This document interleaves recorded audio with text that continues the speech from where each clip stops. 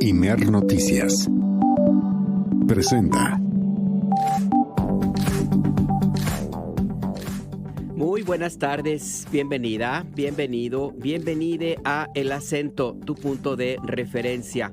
Hoy es el jueves 7 de agosto de 2025. Es un día importante en materia informativa con anuncios de inversiones millonarias, millonarias en la industria farmacéutica. También lo que va a ocurrir dentro de unos días, va a haber un simulacro nacional, porque se acerca la fecha para recordar el sismo o los sismos de septiembre de 1985 y de 2017. Se está previsto distribuir una alerta que va a usted a tener disponible en sus celulares para ir ensayando lo que va a ocurrir el sismo. Y como siempre, la cultura de protección civil es fundamental en un país como este, donde todos los días hay varios movimientos de tierra, varios movimientos telúricos. México es una zona altamente sísmica, con sus diferencias de grado, por supuesto, en el Pacífico, con la placa de Cocos, por ejemplo, que tanta lata dio o ha dado en la historia del planeta, y en otros lugares también, como por ejemplo en Ciudad de México, donde cada vez más tenemos que acostumbrarnos a los microsismos. Hay explicaciones varias de la Universidad Nacional Autónoma de México de por qué suceden, pero el caso es que aquí, cuando se mueve la tierra, a veces hasta si pasa un camión de carga, ya anda uno ahí buscando un bolillo, porque sí, la verdad que no estamos para menos. Los sismos son un tema de precaución. Le tendremos todos los detalles de esta información y de otras más acerca, pues, de los necios, que no necesariamente tienen que ver con esa bellísima canción de Silvio Rodríguez, sino pues con algo más de estar la tosudez de algunos personajes en varias partes del continente. Con esto en el escenario, comenzamos. El gobierno federal anunció la inversión de 12,000 millones de pesos de empresas del sector farmacéutico, que posicionará a México como líder del sector de la región. El gobernador de Michoacán, Alfredo Ramírez Bedoya, confirmó que como parte del Plan México se creará un polo de desarrollo para el bienestar en el municipio de Sinapecuaro. Este jueves, el Banco de México dará a conocer su quinta decisión de política monetaria del año. El consenso de analistas anticipa una disminución de 25 puntos base. El próximo 19 de septiembre a las 12 horas se realizará el segundo Simulacro Nacional 2025. Ese día, por primera vez en México, se realizará una prueba nacional del sistema de alertamiento masivo, que enviará un mensaje con sonido a más de 80 millones de celulares, sin necesidad de saldo o internet. Con un nuevo censo que no incluye a las y los migrantes, Donald Trump insiste en su estrategia de redibujar los mapas electorales que beneficiarían al Partido Republicano en mira a las elecciones intermedias de 2026.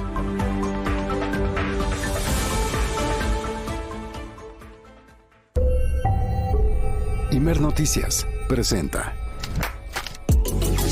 El Acento, con Alberto Nájar, tu punto de referencia.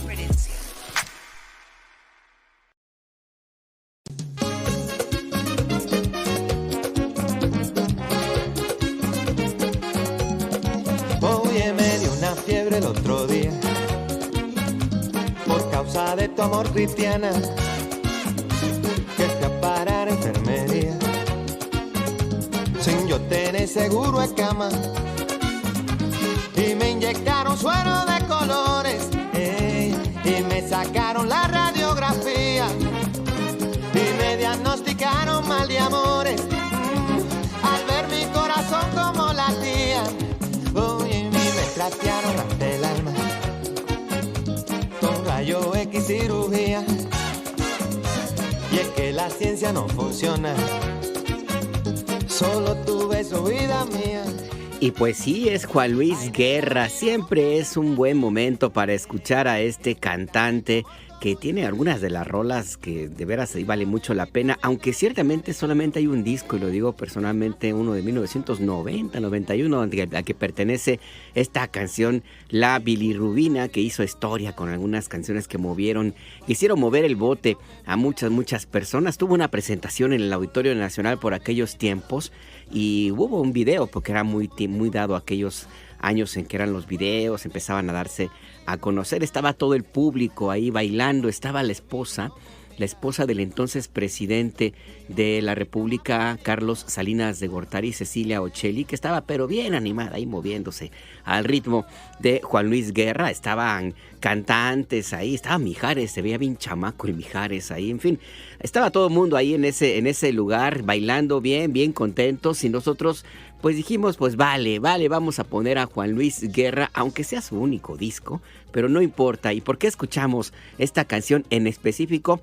Bueno, porque la bilirrubina está que sube y que baja, pero más bien va para arriba, porque se hicieron anuncios importantes de inversión en la industria farmacéutica en nuestro país. Hay datos importantes acerca del control inflacionario. Se registra el índice más bajo desde 2020 y uno de los factores también importantes de la inflación desde hace ya varios años. Hay anuncios de inversiones importantes en otros rubros, en fin, que en materia económica pues es un día importante. Y pues sí, para darle un pequeño festejo, porque además es jueves, ya se acerca el inicio del fin de semana, pues de una vez vamos a movernos con Juan Luis Guerra. A ver si al ratito ponemos otra canción. Díganos si usted estaría de acuerdo en que pusiéramos otra de Juan Luis Guerra o no. Para dentro de un ratito, mándenos sus mensajes al 5566-312427, 5566-312427.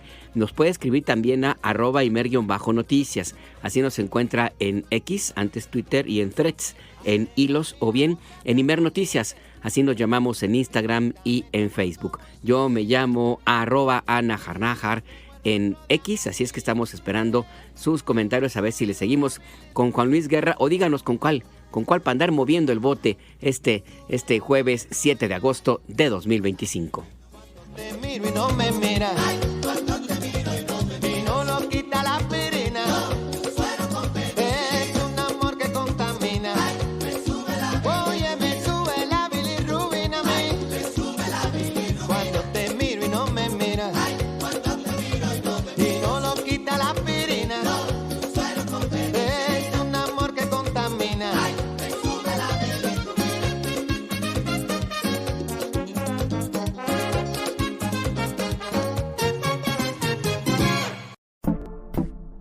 Todo el contenido de Imer Noticias lo encuentras en noticias.imer.mx.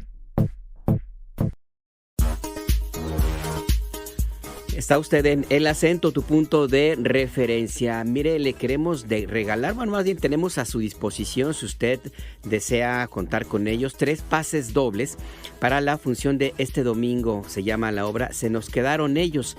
Es una obra creada en residencia por Francisco Córdoba en el 7º elenco del Centro de Producción de Danza Contemporánea, y que pues se refiere básicamente a... Tienes una especie como de obra de ensayo. Tiene fragmentos físicos, acciones simbólicas, contrastes escénicos, maneja la ausencia, la pérdida, la memoria, en fin. Es una obra interesante que, si usted desea, tenemos a su disposición tres pases dobles, 6 boletos para este domingo. Es a las 6 de la tarde en la sala Miguel Covarrubias del Centro Cultural Universitario.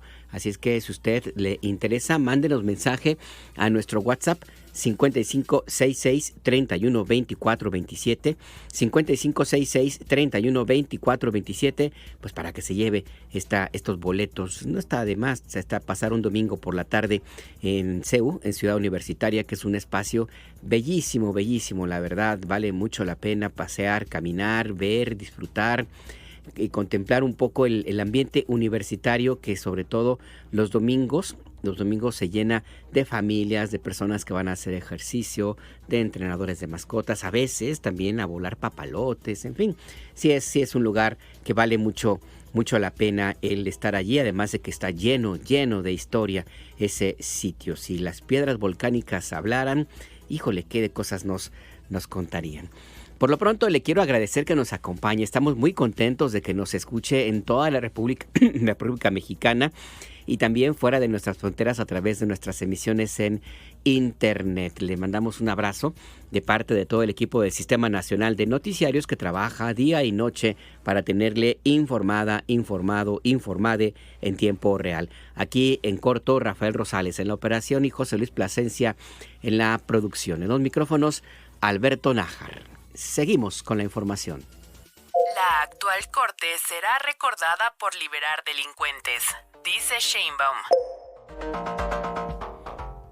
Este es un tema que ha causado polémica ya desde hace algunos años, pero que en los últimos días ha cobrado intensidad. La Suprema Corte de Justicia cerró su ciclo. La actual Suprema Corte de Justicia de la Nación cerró su ciclo con una acción que promueve el racismo. Así lo dijo con total claridad la presidenta Claudia Sheinbaum al ser cuestionada sobre la decisión de la segunda sala de la Corte que otorgó un amparo al exconsejero presidente del Instituto Nacional Electoral, Lorenzo Córdoba Vianello, para que su nombre fuera excluido de los libros de texto gratuitos para el sexto año.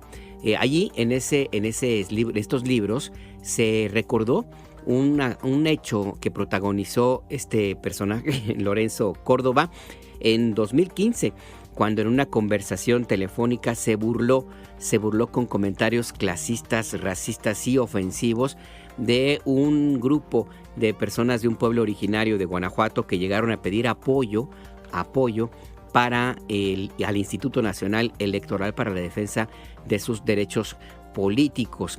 La forma en la cual se expresó Lorenzo Córdoba fue reprobada desde ese momento, mereció el repudio generalizado y él tuvo que ofrecer disculpas públicas, lo cual hizo en su momento, pero pues nunca quedó el tema totalmente resarcido y se puso como un ejemplo de lo que no debe ser la actuación de los servidores públicos que tenemos que comportarnos con todos los estándares de la ética y el respeto a la dignidad de los seres humanos y sobre todo evitar este tipo de comentarios. Bueno, ese acontecimiento, ese hecho se incluyó en esta edición de los libros de texto gratuito. Lorenzo Córdoba pidió a la Suprema Corte de Justicia que fuera eliminado este hecho, para que se olvidara, para que no supieran los estudiantes de sexto de primaria lo que hizo, y finalmente pues obtuvo el amparo de la segunda sala de la Suprema Corte de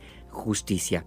La presidenta Sheinbaum en la mañanera del pueblo de este jueves reprochó justo que la Suprema Corte haya abordado este tema y no otros más importantes, como por ejemplo el tema de los empresarios o de Ricardo Salinas Pliego, lo vamos a decir nosotros con sus letras, que debe cerca de más de 70 mil millones de impuestos, que es lo que se conoce hasta ahora, que no ha querido pagar desde hace ya varios años. Hay estos temas. Hay otros de víctimas que han solicitado la protección de la justicia y los ministros de la Corte, de esta Corte, decidieron que era más importante proteger a Lorenzo Córdoba, quien ha sido señalado de proferir comentarios racistas. Vamos a escuchar a la presidenta de la República.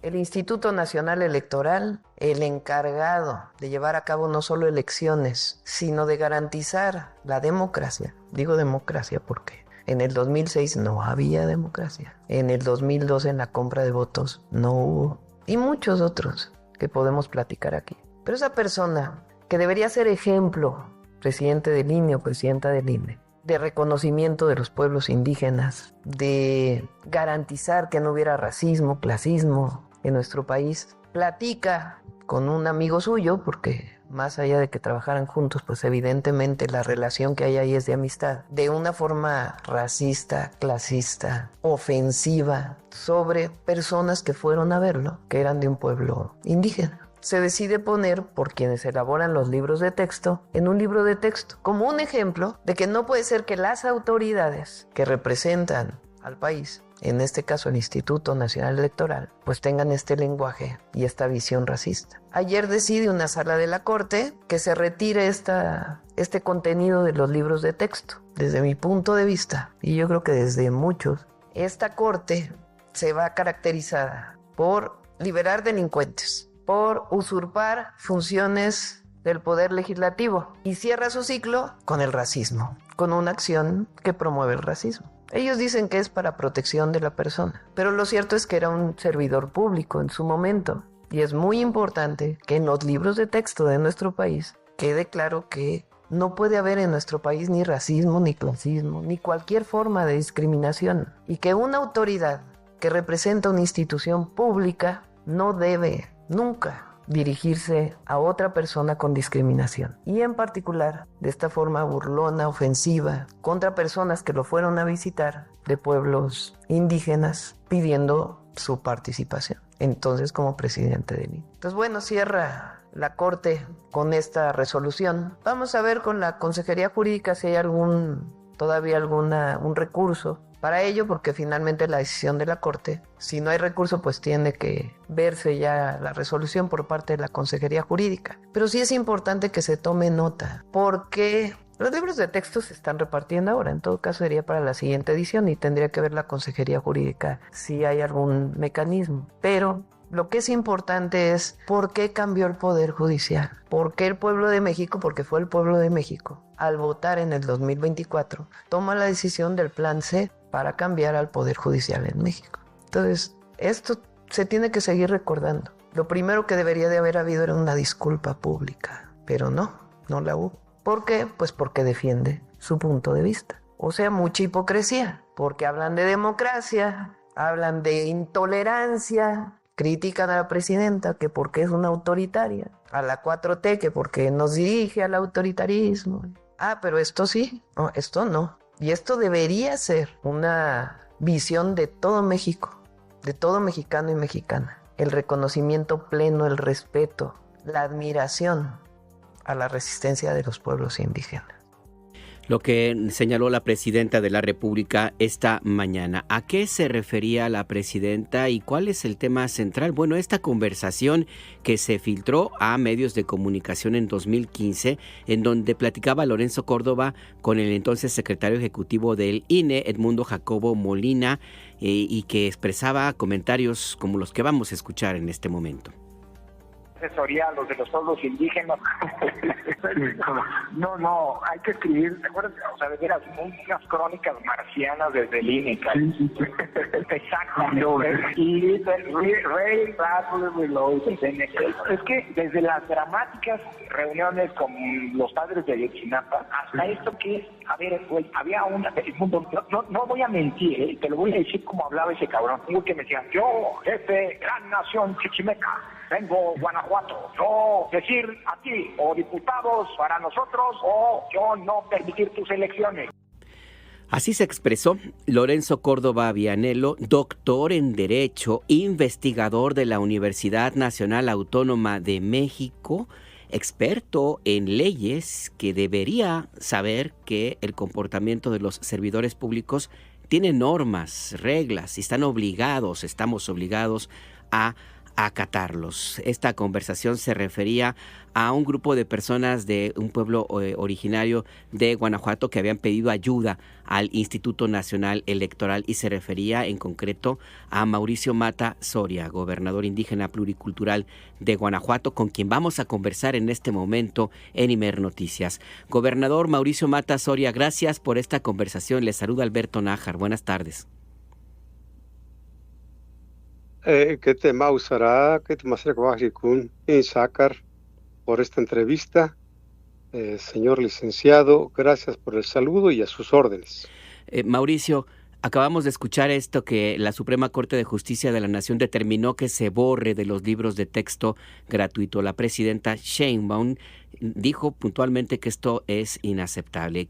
¿Qué decir usted que hizo esta visita, que fue protagonista de este episodio vergonzoso en la historia de la política mexicana? ¿Cuál es su comentario ante la decisión de la Corte de que no se incluyen los libros de texto gratuito, Mauricio? Bueno, pues de hecho es una actitud racista, discriminatoria, que en parte pues, nos dimos cuenta los pueblos indígenas de que es un vil desprecio hacia nosotros. Entonces, no tienen conciencia de que existíamos. Todo el tema que íbamos a traer a que pedirle puesto para nosotros, porque se demostró que había 1,400 ayuntamientos abrumadoramente indígenas y no teníamos un solo regidor por usos y costumbres. No lo había, entonces, además queríamos un diputado para incidir en las leyes de los estados y en la federación para poder ir cambiando las cosas pues hacia lo que es el florecer de la vida, el mantener nuestros recursos naturales, el defenderlos pues. Ellos pues a puro explotar nuestros recursos minerales, vegetales y todos los recursos naturales que poseemos, sin siquiera consultarlos, siquiera tomarlos en cuenta. Si uno protesta, pues te echan al ejército.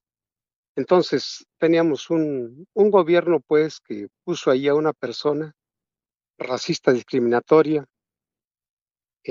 no sé si consciente o ignorante completamente de que existíamos nosotros. Y ahí está la prueba de ese video. Ahora, con respecto a la Suprema Corte de Justicia de la Nación, ¿por qué tienen que borrarlo? Eso es inaceptable. Si es parte de la historia, ¿por qué no quieren registrar la historia? Don Miguel León Portillo, en La visión de los vencidos, explica muchas cosas, pero nosotros acá vemos que quien escribe la historia, pues siempre la han escrito ellos, entonces ha sido falsa, o inconclusa, incompleta. Y esto es la verdad, esto es una realidad conocida a nivel nacional e internacional o mundial. Esto sí no quieren que aparezca. Si la Suprema Corte no creo que haya sido la nueva, los nuevos integrantes de la Suprema Corte, lo que es el maestro Hugo Aguilar, ¿no? Lenia Batres, Yasmín Esquivel, o sea, no son ellos. Entonces son los últimos coletazos que da la ultraderecha. Entonces, ¿por qué tiene que borrarlo? Tiene que haber el modo y la manera y la conciencia nacional de que esto entra en la historia porque es un hecho de la historia. Entonces, nos metieron al Fabaproa, nos quisieron vender Pemex, todo eso sí lo meten a la historia. Pero nosotros, nuestra historia, nuestra lucha por tierras y territorios, nuestra lucha por beneficiar a nuestra población para que viva mejor y tener mejor vida para los que nos siguen, eso no lo quieren tomar en cuenta porque esa desgraciada visión es tan inhumana, tan desproveída de una conciencia de lo que somos la gran mayoría de la sociedad. Un poco más de 30 millones de indígenas en el país y otros cuantos que andan para Estados Unidos. Entonces, eso no toma en cuenta, eso lo borran con una firma de la Suprema Corte de los que ya se van. Pues eso es una chicanada que se sacan para apoyar a su misma camada, a su misma tendencia de ricachones, de discriminadores, de racistas hacia nosotros. Esa es mi visión, señor licenciado. Mauricio, Lorenzo Córdoba, una vez que se ha tomado esta determinación por la Suprema Corte, argumenta que lo que sucedió en ese momento es que usted y sus compañeros que fueron en ese entonces, en 2015, a pedir la ayuda del INE, en realidad buscaban chantajearlo. ¿Es cierto? Falso, completamente falso. ¿Chantajear de qué modo, de qué manera? El ir a pedir posiciones para nuestra gente como individuos, pueblos y comunidades indígenas, ¿eso es chantaje? El pedir que se reforme la ley, que nos incluyan, ¿es chantaje? ¿De qué manera? ¿O por qué no lo hubiera dicho? ¿Por qué a mis espaldas dijo eso y todavía metió una demanda a la PGR por espionaje? Cuando nosotros, pues yo en ese tiempo sabía nomás pues prender el celular, llamar y mandar mensajitos, era todo lo que sabía. Pero él metió una demanda por espionaje a la PGR, o sea, doble revictimizarnos. Entonces, ¿dónde está el chantaje? Yo no miro ningún chantaje. Y pregúntenle a otros. El finado Hipólito ya murió, pero seguimos nosotros los fundadores de la primera gobernatura a nivel nacional y latinoamericano. Entonces, ¿a poco fundamos una gobernatura para ir a chantajear a Lorenzo Córdoba?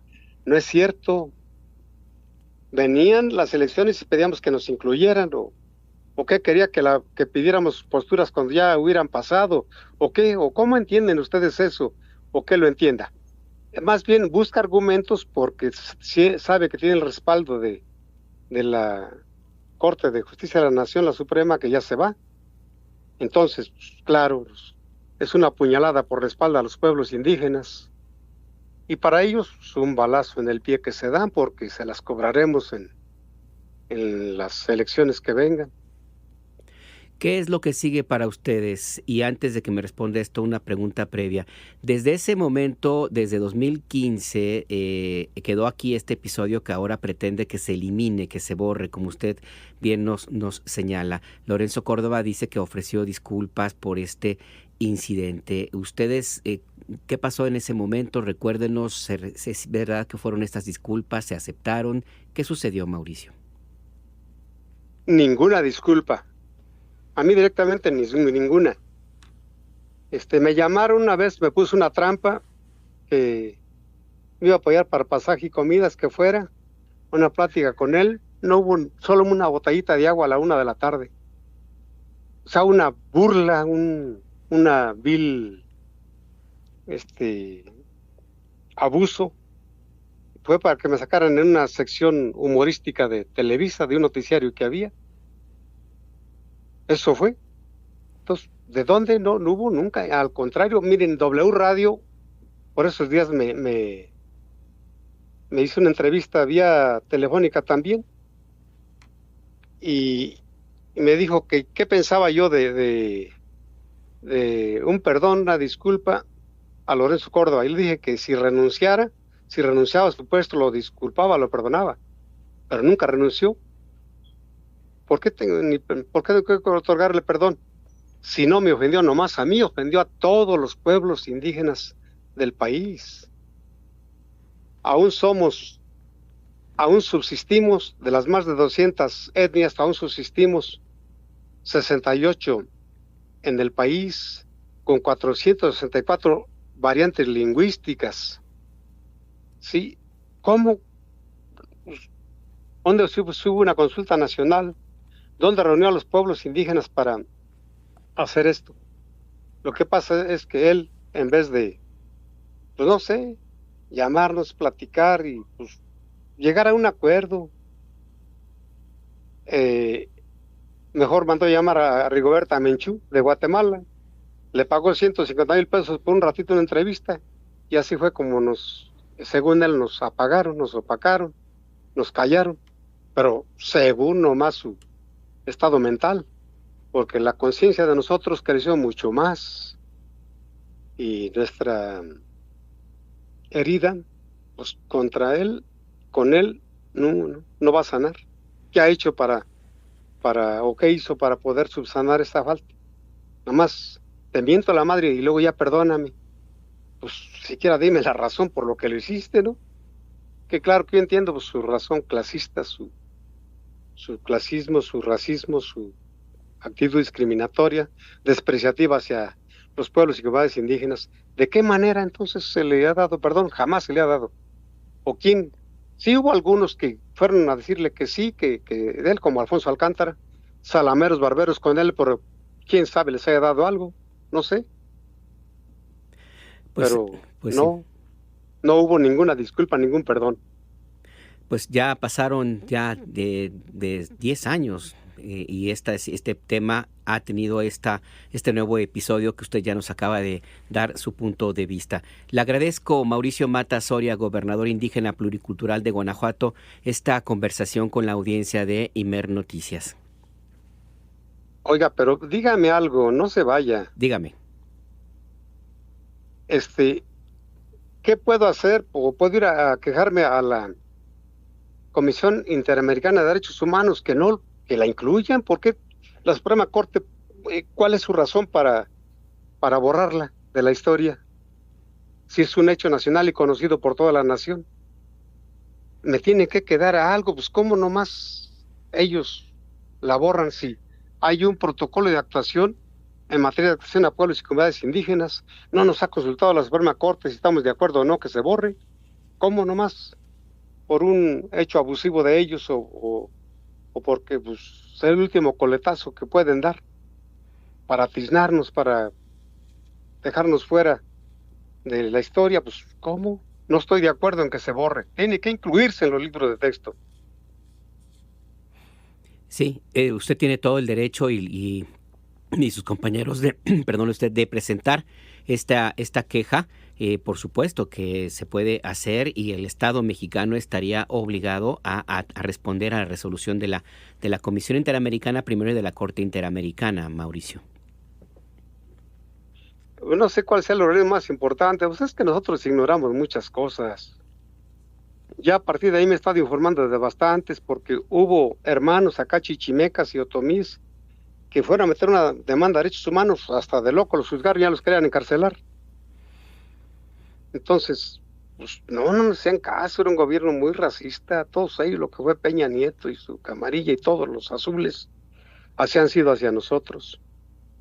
Entonces, pues debo hacer algo. Entonces ya lo que hice la Suprema Corte ya no se puede echar para atrás.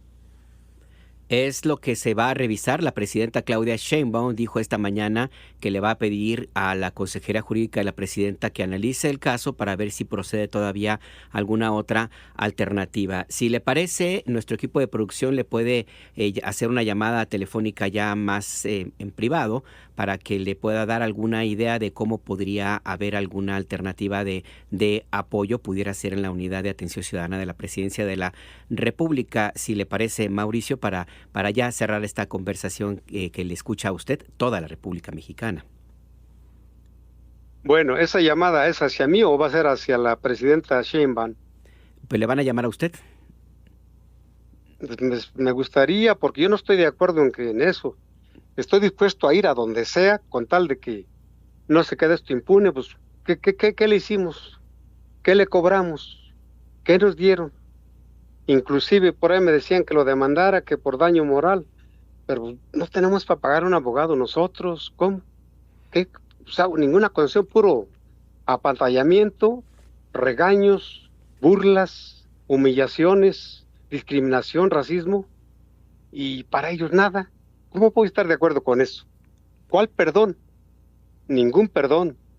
Tiene que estar esto consignado en la historia real del México que hemos vivido y que sepan cómo nos han tenido. Han sido más de 500 años de sometimiento y aún ellos con sus actitudes. ¿Usted cree que sea justo que nosotros perdonemos nomás así y ya? Yo creo que no. Pues no. Tiene usted toda la razón. Si nos permite, en unos minutos le van a llamar para darle algunas pistas y alguna forma, alguna alternativa para que reciba la ayuda que está solicitando al aire, Mauricio. Sí, muchas gracias. Gracias a usted. Que tenga usted una buena tarde. Es Mauricio Mata Soria, gobernador indígena pluricultural de Guanajuato, que es la persona que recibió estos comentarios por parte de Lorenzo Córdoba Vianello. Fue la víctima de este comentario, esta conversación racista y clasista en 2015, y que ahora la Suprema Corte de Justicia de la Nación ha determinado que se borre de los libros de texto gratuito, sobre todo, concretamente del libro de sexto grado de primaria Proyectos Comunitarios. La determinación de la Corte establece que se tiene que eliminar este episodio del cual acabamos de escuchar pues parte de la realidad de lo que sucedió en voz de la víctima de este acto de discriminación, Mauricio Mata Soria. Se tienen que borrar estos comentarios de los libros editados para los ciclos escolares 2023, 2024 y 2024 y 2025. También eliminarlo de la edición digital de estos libros y suprimirlo de los libros que se van a entregar en adelante por parte de la Secretaría de Educación Pública, que por cierto anuncia que ya distribuyó el 100% de los más de 82 millones de libros de primaria correspondientes al próximo ciclo escolar, que inicia en unos cuantos días, el 1 de septiembre. Y ahí está pues esta conversación que hemos sostenido con la víctima de este comentario racista y clasista de Lorenzo Córdoba Vianello. Su voz no había sido escuchada con tal claridad, hay que decirlo así a las claras. Acaba usted de escuchar lo que sucedió en aquel momento, que lo citaron y vino a Ciudad de México. ¿Y qué fue lo que sucedió? Lo que acabamos de escuchar fue de nuevo revictimizado con algún tema, alguna transmisión, una nota informativa en la televisión comercial. Pero el asunto también va más allá, porque la presidenta Sheinbaum dijo concretamente que esta corte que termina su ciclo el 31 de agosto de 2025, tiene algunas características que pues las delineó la presidenta. Liberó delincuentes, otorgó amparos en perjuicio de la nación y protegió a un personaje como Lorenzo Córdoba Vianello. Pero no es todo. ¿Qué pendientes? Además deja pendientes. Pudo haber elegido otros temas y tomó otra decisión. Nuestra compañera Kathleen Velázquez nos recuerda la larga lista de pendientes de la Suprema Corte de Justicia que está por concluir en su periodo actual. A menos de 2 meses de la entrada de los nuevos integrantes de la Suprema Corte de Justicia de la Nación, el máximo tribunal tiene más de 1,200 asuntos pendientes al corte del 4 de julio. Además, se estima que tan solo en agosto, con 21 días hábiles, podrían llegar otros 65 asuntos diarios, sumando un acumulado de 1,341 expedientes más. Previamente, los asuntos de la Corte eran resueltos en las salas y otros en el Pleno del Tribunal. En 2023, el Alto Tribunal resolvió más de 6,000 fallos, 3,000 de cada sala y solo entre 300 y 400 en el Pleno. Entre los asuntos pendientes están los amparos fiscales relacionados a Ricardo Salinas Pliego, que involucran a sus empresas Electra, Total Play y TV Azteca. También están pendientes las impugnaciones de compañías del programa IMEX por el IVA de servicios digitales, acciones de inconstitucionalidad sobre la militarización del espacio aéreo y la despenalización del aborto voluntario. Casos polémicos.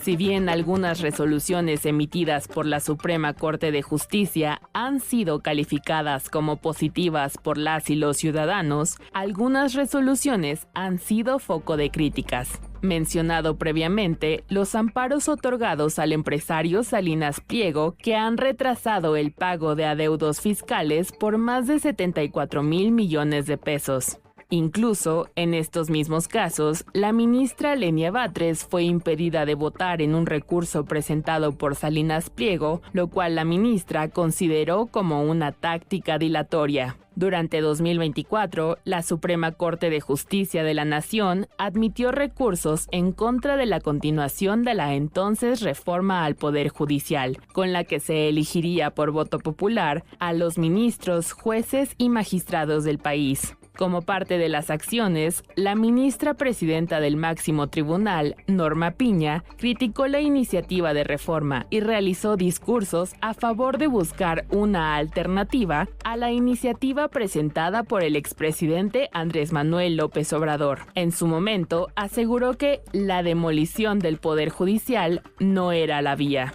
También en 2023, el Pleno de la Corte invalidó por unanimidad la primera parte del Plan B del expresidente López Obrador en materia de la iniciativa de reforma electoral, que tenía por objetivo reducir el presupuesto del Instituto Nacional Electoral y limitar los privilegios de los consejeros electorales. La Corte argumentó que el proceso legislativo violó los principios constitucionales y la falta de adecuado debate en el Congreso. Aunque no fue un fallo directo del máximo tribunal, en febrero de 2023, el expresidente Andrés Manuel López Obrador exigió a la Corte pronunciarse sobre el descongelamiento de las cuentas de Cristina Pereira Gálvez, esposa de Genaro García Luna, exsecretario de Seguridad Pública durante el sexenio del expresidente Felipe Calderón. Esta petición derivó luego de que el 17º Tribunal Colegiado en Materia Administrativa del Primer Circuito de la Ciudad de México votó por unanimidad otorgar un amparo a favor de Pereira contra la orden de la Unidad de Inteligencia Financiera. Este amparo se concedió mientras el exsecretario de Seguridad enfrentaba su proceso legal por las acusaciones del delito de tráfico de drogas ante la Corte de Brooklyn en Estados Unidos, que cabe recordar fue declarado culpable en octubre de 2024. En 2014, la Suprema Corte de Justicia de la Nación resolvió que no había responsabilidad directa de altos funcionarios relacionados al caso de la guardería ABC en Hermosillo, Sonora, en el que 49 menores murieron y decenas fueron heridos. Esto tras realizar las investigaciones de responsabilidades. En 2023, un juez federal desechó la orden de aprehensión por los delitos de presunta delincuencia organizada y lavado de dinero contra Rosario Robles, ex titular de la Secretaría de Desarrollo Social y de la Secretaría de Desarrollo Agrario, Territorial y Urbano durante el sexenio del expresidente Enrique Peña Nieto. La Fiscalía General de la República informó que iniciaría un proceso legal contra el juez que resolvió el caso al considerar que el fallo era un acto contra la ley. Un año después, un tribunal ratificó la sentencia de absolución a favor de Robles, negando un amparo de la Auditoría Superior de la Federación que tenía por fin reactivar el caso por el delito del ejercicio indebido del servicio público en el caso de la estafa maestra. Con información de Imer Noticias, Kathleen Velázquez. Ahí pues la lista de pendientes y otros asuntos polémicos de la actual Suprema Corte de Justicia de la Nación, encabezada por la ministra presidenta Norma Piña Hernández. Ellos este grupo de ministros terminan su encargo el 31 de agosto de este año y el 1 de septiembre habrá una nueva etapa del Poder Judicial, con un ministro presidente de la Suprema Corte de Justicia de la Nación que, mire, escuche, recordemos, paradójicamente, o las vueltas de la vida, como quiera usted llamarle, el próximo presidente de la Corte es el ministro Hugo Aguilar. Es abogado, miembro de un pueblo originario de Oaxaca. Ayer, la Corte actual tomó una determinación en contra de unos integrantes de pueblos originarios. Escuchamos hace unos minutos lo que ellos han planteado, que nunca fueron escuchados por los ministros actuales de la Corte para tomar esta determinación que los vuelve a denigrar, que los vuelve a victimizar. Y dentro de unas semanas la situación será radicalmente distinta, con un presidente de la Corte también indígena, como exactamente en la misma condición del origen de un pueblo indígena a los que humilló o pretendió humillar Lorenzo Córdoba Vianello hace 10 años, en 2015.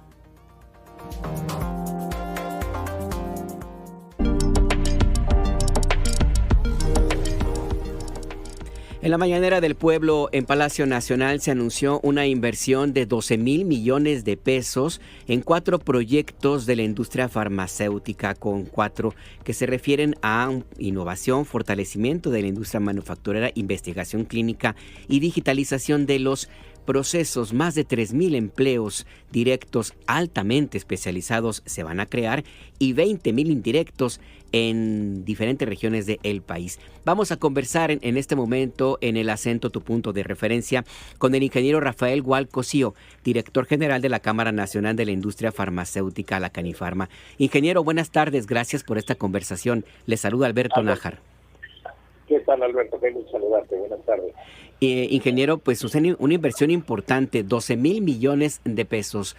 ¿Por qué esta inversión? ¿Qué es lo que ven los empresarios de la industria farmacéutica para generar esta inversión de esta magnitud? A ver, debo decirte, Alberto, que la industria farmacéutica en México es una industria muy consolidada desde hace décadas. Y bueno, pues es un compromiso más de la industria farmacéutica, tanto de empresas internacionales como empresas nacionales, de seguir apoyando al país con fabricación de medicamentos para exportación, no nada más para el país, y también para el tema de investigación clínica, donde México tiene un enorme potencial para poder desarrollarse como el punto más importante de América en investigación clínica. Sí, ingeniero, vamos a tratar de tener una comunicación distinta, a ver si podemos mejorar el audio, porque sí se escucha un poco cortada la llamada por teléfono celular. Sí, es una inversión que se anunció esta mañana, inclusive son empresas a nivel internacional. Creo que tenemos ya una mejor comunicación, ingeniero. Yo comentaba ahorita en lo que reconectábamos, el hecho de que hay industrias de gigantes, pues, mundiales que están aquí presentes y que van a aumentar su producción, ingeniero. Sí, definitivamente. Mira, yo te podría decir que la industria farmacéutica en el mundo entero ha cambiado a tener pues 7 plantas en todo el mundo, no una en cada país porque es imposible, pero las plantas que están establecidas en México no nada más fabrican para México, sino para el mundo entero. Entonces, por eso es que es tan importante que se establezcan este tipo de inversiones en nuestro país, compitiendo con muchísimos otros países.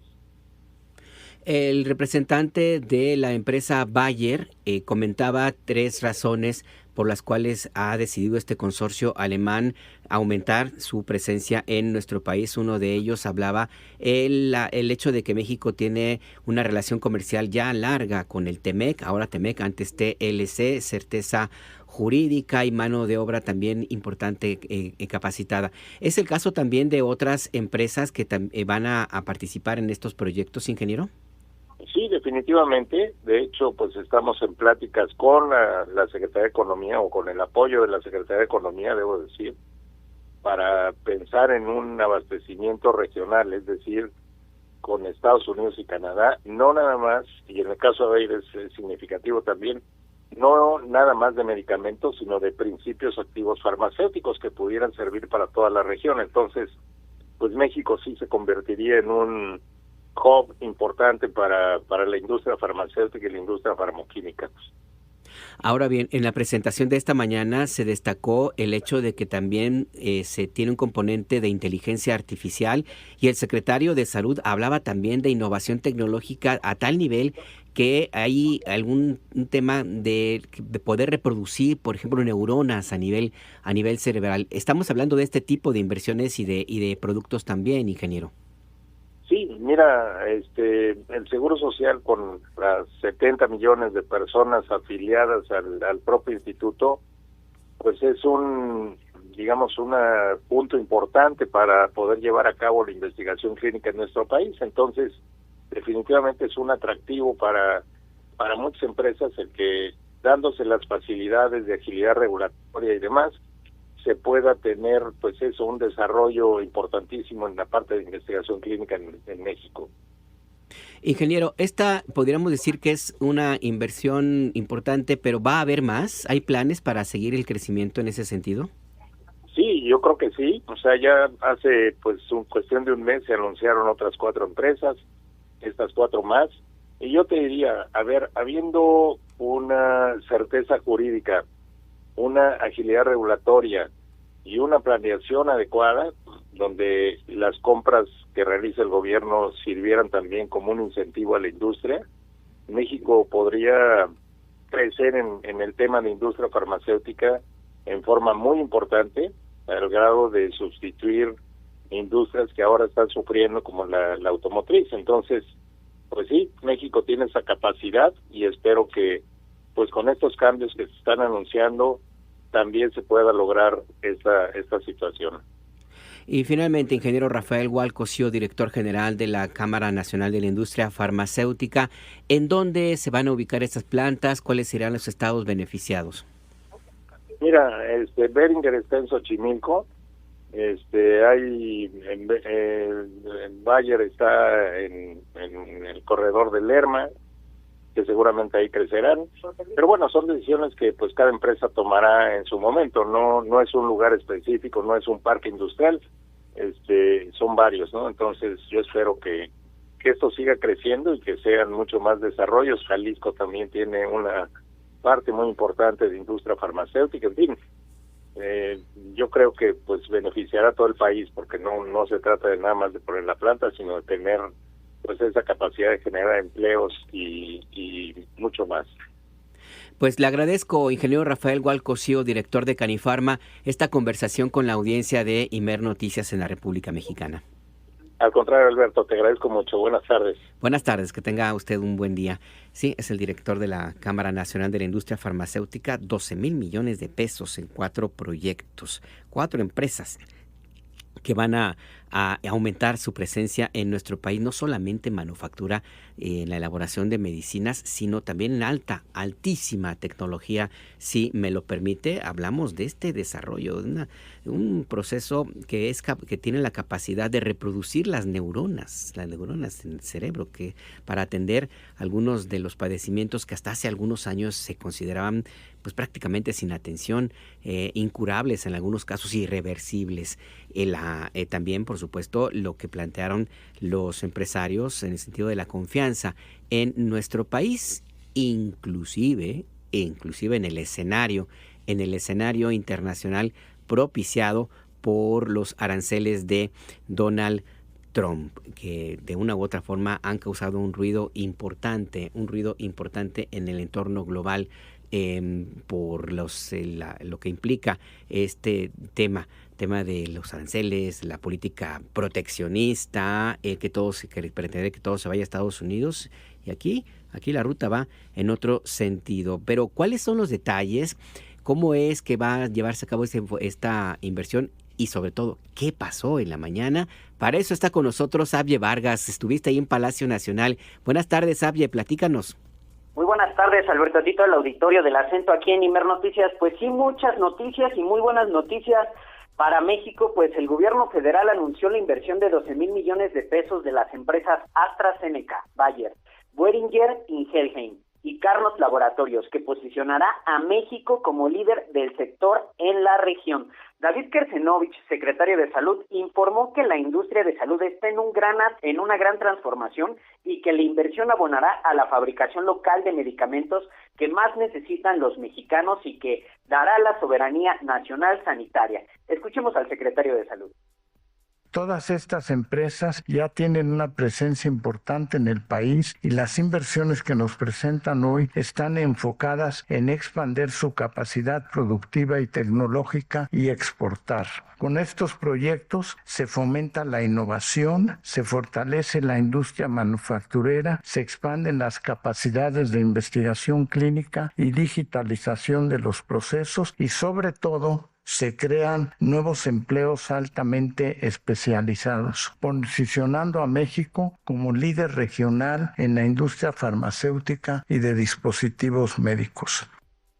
Y bueno, ¿cómo va a ser la inversión y quiénes son los que participan? Pues Boehringer Ingelheim invertirá 3,500 millones de pesos en expandir su planta de producción de tabletas ubicada en Xochimilco. Laboratorios Carnot, que es una empresa mexicana, invertirá igualmente 3,500 millones de pesos para su nueva planta en Villas de Tezontepec, en Hidalgo. Mientras tanto, pues Bayer invertirá 3,000 millones de pesos en expandir la producción de ingredientes activos en su planta que tiene en Orizaba, así como nuevos productos en su planta en Lerma, en el Estado de México. Y AstraZeneca, 2,000 millones de pesos en investigación clínica y en expansión de su centro de innovación y manufactura. La inversión millonaria, además, Alberto, pues generará más de 3,000 empleos directos altamente especializados y más de 20,000 empleos indirectos en diferentes regiones del país. Guillermo Funes Rodríguez, presidente de la Cámara Nacional de la Industria Farmacéutica, indicó que las empresas están comprometidas en fortalecer la industria en el país y puntualizó que durante la administración de la presidenta Claudia Sheinbaum, la industria farmacéutica ha tenido un diálogo permanente con el gobierno federal. Escuchemos al presidente de Canifarma. Estamos altamente comprometidos con el programa México, con el Plan México. Pensamos que por ahí es una de las vías, sin duda, para poder dinamizar la economía y la industria farmacéutica va a participar decididamente. Nosotros estamos comprometidos con la salud de los mexicanos, toda la industria mexicana y multinacional de capital nacional, están comprometidas en investigación, en desarrollo tecnológico, en expandir su manufactura, en exportar, pero sobre todo tener todos los medicamentos seguros, eficaces y de calidad que requiere la población mexicana. Y bueno, en la conferencia se le preguntó a estos directivos, a estos directores de las empresas sobre qué tanta seguridad hay debido pues al ambiente arancelario y este tema que ha dado mucho de qué hablar en estos últimos meses. Pues Manuel Bravo, director general de Bayer en México, destacó el potencial del país para invertir y destacó 3 puntos esenciales para hacerlo. Escuchemos al director de Bayer. Y lo diría en 3 cosas. Primero, el talento de México. Nosotros en Bayer, cuando tomamos el criterio de por qué invertimos en el país, lo primero tiene que ver con talento, que en el país haya la gente que tenga la capacidad que las cosas sucedan. Segundo, el mercado mexicano y el mercado norteamericano. El mercado mexicano es un mercado en crecimiento muy importante para Bayer y el mercado norteamericano, lo que nos da el TEMEC, obviamente es una gran ventaja para el país poder invertir en México. Y tercero y muy importante, en lo cual tenemos que seguir trabajando y hasta ahora ha sido muy importante para Bayer, la certeza jurídica que nos da el país. Y bueno, la presidenta de la República, Claudia Sheinbaum, señaló que la gran inversión va con los objetivos del Plan México, que bueno, busca potencializar la industria mexicana y fortalecer la economía nacional. Escuchemos a la presidenta de la República. 12,000 millones de pesos de la industria farmacéutica para la producción y desarrollo de investigación en nuestro país, vinculado con la industria farmacéutica. Es parte del Plan México, como lo planteamos, y al mismo tiempo, pues muchísimo gusto de anunciar el primer polo de desarrollo para el bienestar en Michoacán, que ya tiene inversionistas que están comprometidos e inicia ya esta fase de impulso al desarrollo con bienestar de nuestro país. Esa es la información, Alberto. Ahí está la información muy puntual, Abye Vargas, pero a propósito de temas económicos y de inversiones, hubo también otra información que se refiere a un polo de desarrollo para el bienestar en Michoacán. Abye, cuéntanos. Así es, muy importante sobre este plan que pues está impulsando el gobierno federal precisamente para pues lograr la soberanía del país. Pues Alfredo Ramírez Bedoya, gobernador de Michoacán, informó que ya instalarán el polo de desarrollo en Sinapecuaro, en Michoacán. Es un polo de desarrollo de 346 hectáreas que tiene una logística y una conectividad a través del ferrocarril de Canadian Pacific Kansas City, que va desde el puerto de Lázaro Cárdenas y que conecta con la Ciudad de México. El primer desarrollador en el polo es la empresa Citelis, ligada en el consorcio que todos conocemos más por Cinépolis. Escuchemos al gobernador de Michoacán. Esta inversión de infraestructura público-privada representa en la primera etapa más de 1,000 millones de pesos, que se suma a las inversiones que en días pasados la presidenta anunció en el puerto de Lázaro Cárdenas por más de 13,000 millones de pesos. ¿Esto por qué?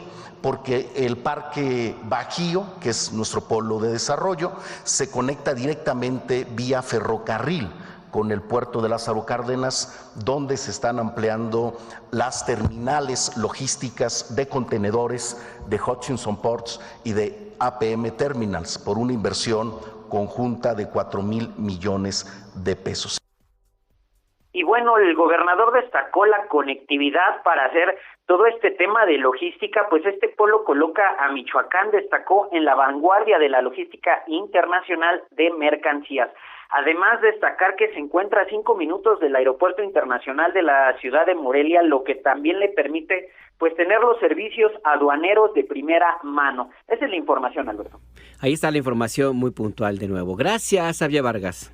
Estamos pendientes y buena tarde a todos. Buena tarde también para ti. Y en una información adicional sobre la Mañanera del Pueblo, la presidenta Sheinbaum habló sobre las iniciativas de ley que se van a discutir en el Congreso de la Unión a partir del próximo 1 de septiembre y que fueron enviadas por el Poder Ejecutivo.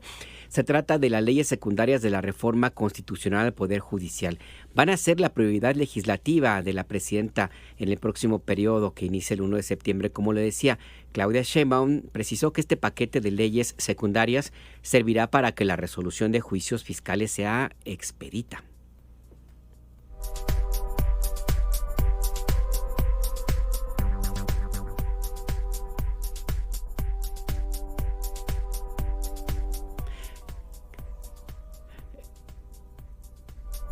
En un segundito.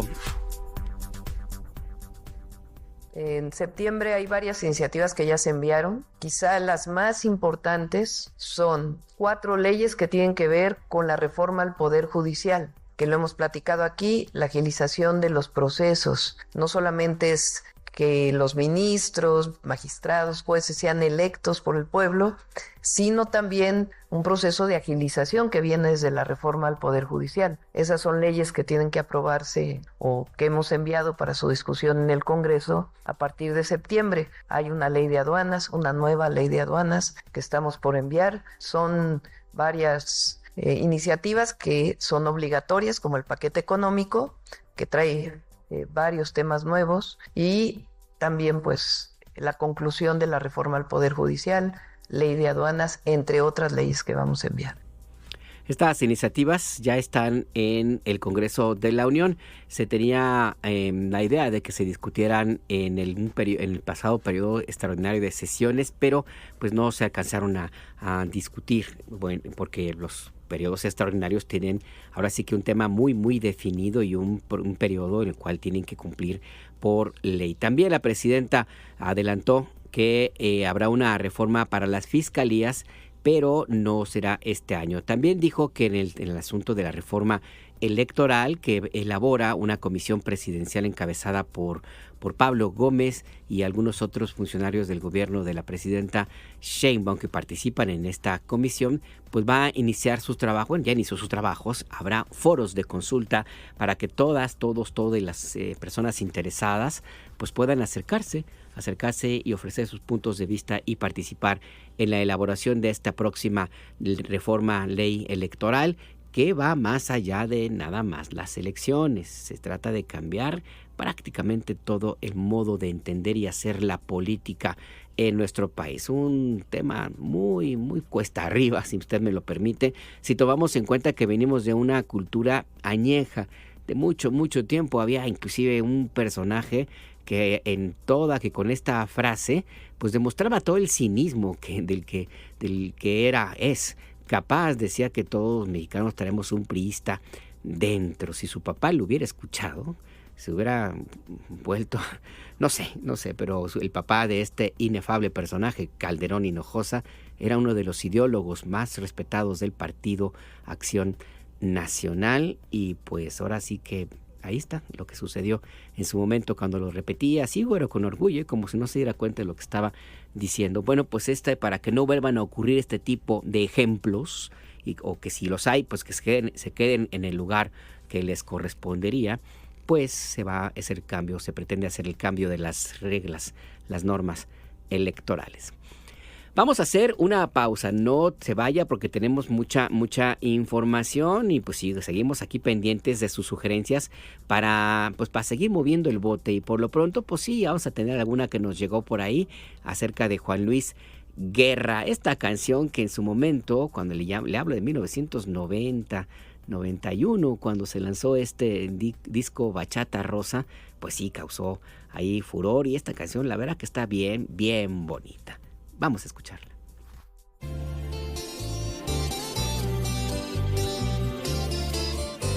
Tengo un corazón mutilado de esperanza y de razón. Tengo un corazón que madruga donde quiera. Ay, ay, ay, ay, ay, ay, ese corazón se desnuda de impaciencia ante tu voz. Pobre corazón que no atrapa su cordura.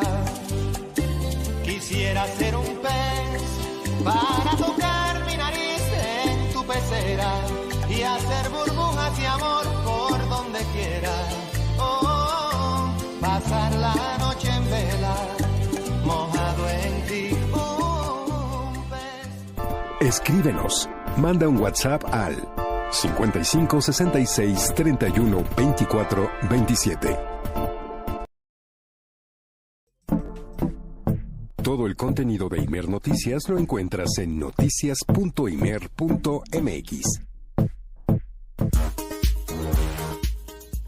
Está usted en El Acento, tu punto de referencia. Y sí, como ya habrá notado, andamos con calma. Como dice mi papá, calma, calma, y nos amanecemos. Aquí estamos porque tenemos mucha información. Antes de continuar, miren, le quiero agradecer las comunicaciones que nos hacen llegar a nuestras vías de contacto. Por ejemplo, Raimundo Fonseca Jacobo nos comenta a propósito de la conversación que tuvimos con el gobernador indígena pluricultural de Guanajuato, Mauricio Mata, quien es la persona a la cual se refirió de una forma agresiva y discriminatoria Lorenzo Córdoba Vianello, entonces presidente del INE hace 10 años, en 2015, y que motivó esta polémica que fue resuelta de la manera en que ya le hemos informado por la Suprema Corte, que ordenó que se borrara de los libros de texto ese episodio vergonzoso de la historia política de nuestro país. Comenta Raimundo Fonseca Jacobo que se puede impugnar ante la Corte Interamericana de Derechos Humanos la determinación de la tremenda Corte, así lo llama Raimundo, de retirar la historia de los libros de la SEP, mientras que entra en función en la siguiente Suprema Corte y permite que entre en vigor la determinación de la Corte Interamericana. Es cuestión de tiempo. Esto a propósito de la pregunta que nos hacía al aire Mauricio Mata sobre qué puede hacer para defenderse de esta decisión de la Suprema Corte de borrar lo que sucedió de los libros de texto gratuito. Preguntaba si podía acudir a la Corte Interamericana y pues sí, le comentábamos al aire, y también Raimundo Fonseca lo ha confirmado. Muchas gracias, Raimundo, por este comentario, esta comunicación que nos hiciste llegar a través de WhatsApp, y también nos llegan de todo tipo de comentarios. Aquí hay alguien que se identifica nada más como Jorge G. Así se identifica y pregunta que si ya renunció a Dan Augusto para que lo investiguen. Pues no, que yo sepa, ¿no? Usted puede ir a preguntarle, pues es senador de la República y que con toda seguridad puede llegar a preguntar si ya renunció, pero no ha renunciado, y él mismo, Adán Augusto, el senador, ha dicho que pues que está a la disposición de todas las investigaciones. La tribuna está abierta, todas las voces son bienvenidas porque esta es radio pública y la radio pública es de usted y para usted. Y de una vez, ándele, aprovecho ya que andamos aquí de buenas, le recuerdo, tenemos 3 pases dobles para la obra Se nos quedaron ellos, el próximo domingo a las 6 de la tarde en la Sala Miguel Covarrubias del Centro Cultural Universitario. Al 5566-312427, 5566-312427, escríbanos y ahí se puede llevar estos boletitos. Trump ordena nuevo censo para borrar migrantes. En esas anda Donald Trump, pero antes tenemos información de último minuto relativa también a Estados Unidos. La jueza federal de ese país, Kathleen Williams, frenó la construcción del centro de detención migratoria en Florida, conocido como Alcatraz de los Caimanes, por una demanda ambiental.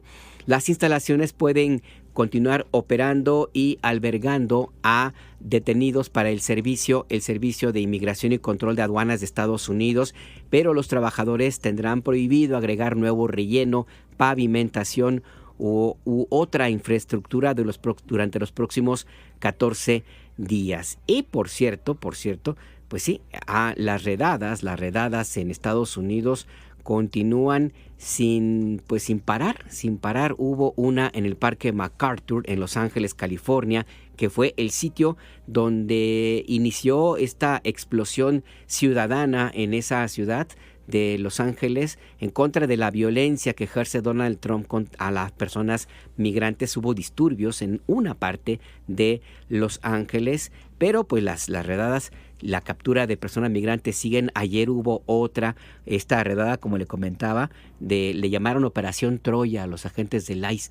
Llegaron en un camión de mudanzas escondidos, se bajaron y detuvieron en los alrededores del estacionamiento del Home Depot, que es un lugar conocido en Los Ángeles por ser el sitio donde se concentran las personas migrantes para ser contratadas. Llegaron y se llevaron a 16, pero no acabó allí. Hubo también redadas en otros lugares. En Nueva Orleans detuvieron a 3 personas, en Washington a 1, en Colorado a otra persona, en Massachusetts se llevaron a 6 y en Houston se llevaron a 42 personas. La situación está complicada, y para esto vamos a enlazarnos con el periodista José Eduardo Campos. Él trabaja en Texas. José Eduardo, gracias por esta conversación. Te saluda Alberto Nájar. Buenas tardes. Alberto, buena tarde. Un saludo a ti y a todo el auditorio. Muy buena tarde. Hubo una redada en Houston, según nos enteramos. ¿Qué fue lo que sucedió, José Eduardo? Perfectamente como tú lo estás informando, así ha sido, pero déjame darte un antecedente que creo que es importante para entender la magnitud de estas acciones que está haciendo el gobierno federal de la administración de Donald Trump. Un juez federal ordenó recientemente que se suspendieran todas las redadas que está haciendo ICE, el Servicio de Inmigración y Aduanas de los Estados Unidos, que se detuvieran.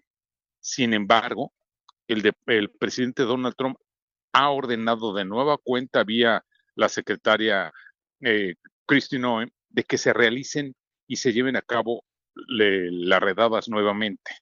¿Qué es lo que ha sucedido? Que ya incluso ahorita alcaldes como por ejemplo el de Los Ángeles, de Houston, de Nueva Orleans, están presentando acciones jurídicas, acciones legales en contra de estas detenciones, de estas redadas, porque dicen que entonces la orden del juez federal está siendo ignorada y están solicitando se giren los amparos suficientes para impedir que se vuelvan a realizar o que continúen estas redadas, Alberto, porque realmente había, no te voy a decir que tranquilidad, pero había menos nerviosismo, menos intranquilidad, y la gente estaba empezando a salir nuevamente, los trabajadores que no cuentan con documentos de estadía legal aquí en los Estados Unidos, estaban empezando a reunirse, estaban empezando a salir. Tú hacías la explicación, también déjame cómo funciona. Muchos de los trabajadores que no cuentan con documentos, pero que tienen la necesidad, vienen a este país a trabajar, pues van y se reúnen o en las esquinas, normalmente en el centro o en las zonas donde viven los hispanos, se reúnen en las esquinas y pasan los contratistas en camionetas o en camiones por ellos y se los llevan a los lugares de trabajo. Y entonces estos trabajadores se presentan después, van a las tiendas, como bien señalabas, Home Depot, por ejemplo, a surtirse del diverso material que necesitan para poder trabajar. Y es ahí donde se están realizando precisamente estas redadas que en esta ocasión, por ejemplo, las han realizado elementos de nueva cuenta uniformados, por un lado con uniforme de campaña de militar y por el otro con uniformes de ICE, que traen las chamarras y los chalecos, porque anteriormente ya incluso las detenciones las estaban haciendo ellos infiltrados en los grupos de hispanos o vestidos con ropa de civil y de repente daban la orden y salían todos y hacían las detenciones. Entonces, el clima de nueva cuenta de inseguridad y de intranquilidad, sobre todo para los trabajadores que no cuentan con documentos de estadía legal, ya volvió de nueva cuenta a hacerse presente en lo largo y ancho de los Estados Unidos, a pesar, repito, de la orden que dio un juez federal para que se suspendieran estas actividades, Alberto. Y en Texas la situación entendería que es también muy, muy compleja por el cariz del gobernador que tienen, Greg Abbott, que se ha declarado absolutamente antimigrante. Sí, porque hay que entender que estamos hablando de que a lo largo de la historia de los Estados Unidos, en la época reciente, se crearon ciudades santuario, en las cuales estaba, pues, no podemos hablar de que hay una ley en este sentido, pero sí había una fuerza y una tradición de que en algunas ciudades de este tipo, como son, por ejemplo, Nueva York, como son Houston, como son Los Ángeles, que eran declaradas ciudades santuario, no entraban las autoridades a hacer redadas. Sin embargo, ahora, pues bueno, sí, porque vemos que mayormente en los estados donde se están llevando a cabo este tipo de redadas, son en esas ciudades santuario precisamente, y son normalmente gobiernos que son contrarios a la política de Donald Trump. Sin embargo, en el caso de Houston, como bien lo señalas, el gobernador, que es republicano, simpatizante de Donald Trump, y además uno de los más fieles seguidores, ordenó, pues simple y sencillamente, que se realizaran estas redadas que, como bien lo señalas, superaron las 40 personas detenidas, y los centros de migración donde están siendo enviadas estas personas que son detenidas, pues mira, de repente lucen días en que lucen parcialmente vacíos, de repente se vuelven a llenar, y el problema es que cuando se dan esta presencia importante hay hacinamiento incluso, y ya se genera otro tipo de problemas, porque además pues hay que mantener en los gobiernos locales, tienen que ser los que están sufragando los gastos para estos centros migrantes, con aportación del gobierno federal, pero recae mayormente el gasto en los gobiernos locales. Entonces, ya son situaciones que rebasan estrictamente la detención de personas sin documentos. Tienen muchas más implicaciones de estas acciones, Alberto. Sí, es muy complicada la situación en este tema migratorio, y quiero aprovechar que estás con nosotros ante la audiencia de Imer Noticias, José Eduardo Campos, periodista en Texas, para preguntarte y que si nos puedes explicar en México qué sucede con los legisladores demócratas que tuvieron que huir de Texas por un intento de ser de los republicanos en primera y del gobierno de detenerlos. ¿De qué se trata? El lunes pasado iba a tener sesión la Cámara de Diputados local de Texas.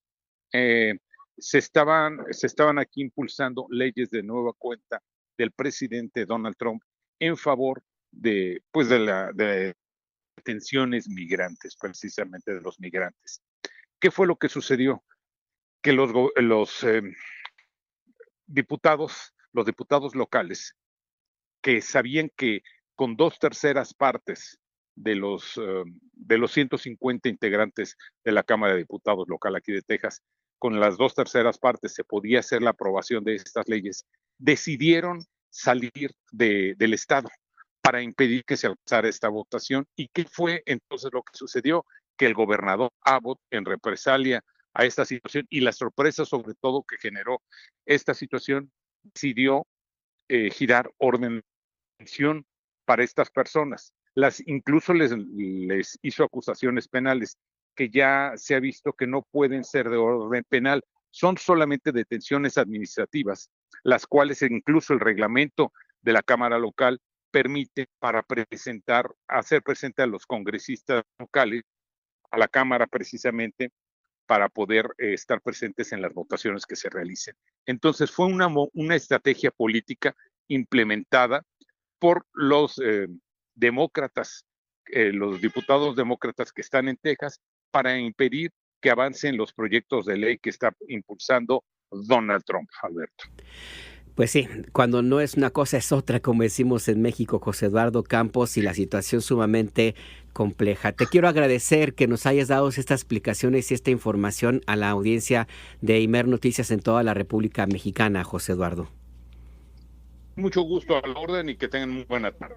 Buena tarde también para ti, nuestro compañero periodista en Texas, y esto que sucede con las redadas, 42 detenidos en Houston, y esta determinación de que ha provocado que decenas de legisladores demócratas tuvieran que abandonar el estado ante el riesgo de que los iban a arrestar de esta manera, como nos explicaba nuestro colega periodista. Pero de todos modos, imagínese la persecución en su propia entidad, en esta intentona del gobierno de Trump y su partido, el republicano, de cambiar el mapa electoral.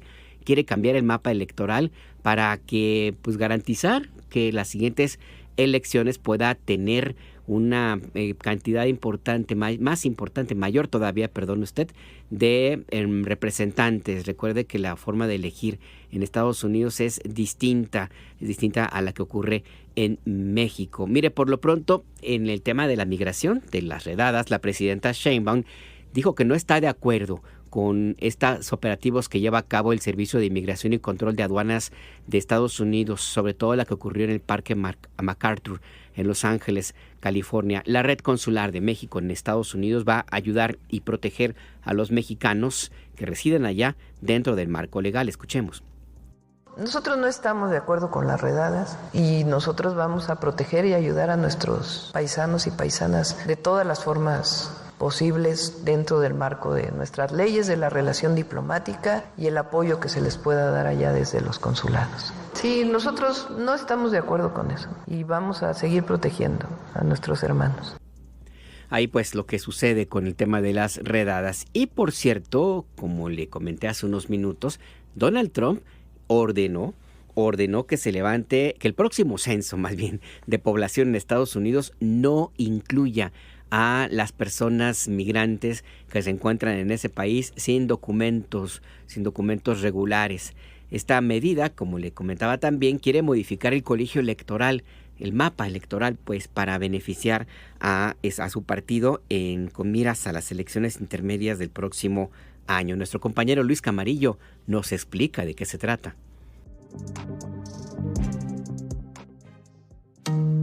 En miras a las elecciones intermedias del 3 de noviembre de 2026, el presidente de los Estados Unidos, Donald Trump, ordenó este jueves un nuevo censo que excluye a las personas migrantes que se encuentren en ese país, dijo ilegalmente. En su cuenta de Truth Social, el mandatario republicano indicó que instruyó al Departamento de Comercio comenzar de inmediato a trabajar en lo que llamó un nuevo y altamente preciso censo, apoyado en datos y cifras actuales, además de basarse en datos de las elecciones presidenciales de 2024. Lo que se entiende por otro paso más contra la comunidad migrante parece tener otro objetivo, y es que esta herramienta se utiliza para diversos fines, como redibujar los mapas electorales, y por lo tanto influye en el número de votos que cada estado aporta al colegio electoral, en los escaños del Congreso y en las políticas y asignación de fondos federales. De acuerdo con un análisis del Centro de Investigaciones Pew, si las y los migrantes no se hubieran contado en el censo de 2020, estados como California, con una población de miles de personas en tránsito, podrían haber perdido escaños en el Congreso. Cabe recordar que Estados Unidos realiza un censo de población cada 10 años y el próximo estaba previsto para 2030, por lo que la propuesta de Donald Trump, que no se cuente a los migrantes en situación irregular,